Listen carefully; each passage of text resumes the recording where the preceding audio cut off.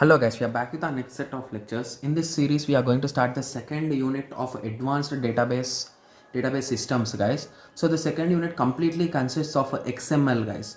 So XML is an extensible markup language, like it comes under web technology, guys. So we did discuss multiple topics of XML in our web programming series.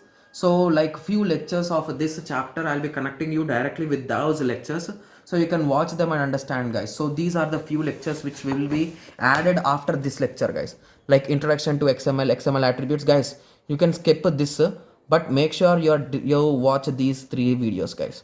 Introduction and XML DTT, that is nothing but document type definition, and XML namespaces. Just to go through the concept, guys, there is no need of example because that example is written in HTML, like it's written in terms of a web programming. Okay, so just understand the theory, that will be enough. And XML schema and DTT versus XSD is nothing but XML schema definition, guys. Okay, so differences between these two. Okay, so I'll be linking with these 6 videos in the playlist after this video, guys, so that you can watch them, guys. Okay, so first in this lecture, let us go through XML motivation. So basically, why XML came into play, like what is the use of XML.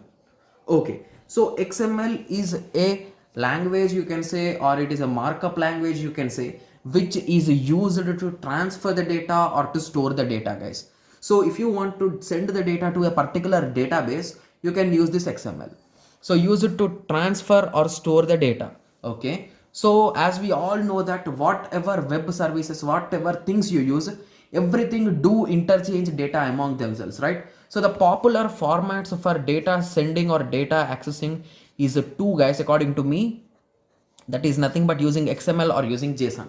So these are two, both the file formats, you can say, in which the data will be represented as per their syntaxes. Okay, so data interchange is critical in today's networking world. Any application like banking or any other processing application needs to transfer data from the server or the front end to the database. So this is nothing but the XML will be taking place. XML will be used here.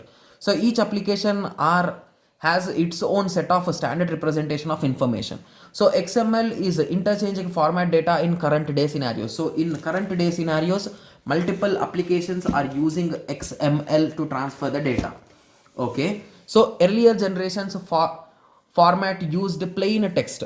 So basically previously they used to use the plain text with the headers or the headings indicating the meanings of those fields. So in the previous days they used to use in that way, guys. Okay, so they used to do in that way. So basically XML, if you want me to show a small XML program, guys, we'll be discussing about this, I think so, in the next lecture. Okay, so for now I'm just showing you an example here. Okay, so here this is an XML file which contains the details of books, guys. So in bookstore, so the format will be in this way. So here we are opening the bookstore and here we are closing the bookstore.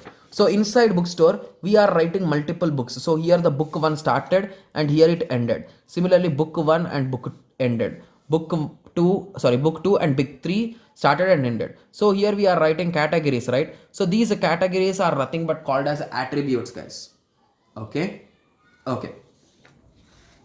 so inside those attributes you can refer some kind of more information about it and whatever you can write inside it, guys. So inside book you wrote, each book will be having a title, will have an author, will have an year, and will have a price. So these are the 4 fields which we have given. So if you observe here, by observing the names only, you can say what are the values in it. So that is the reason why XML is more popular, guys, in databases and any kind of transfer or to store data. Okay, yes.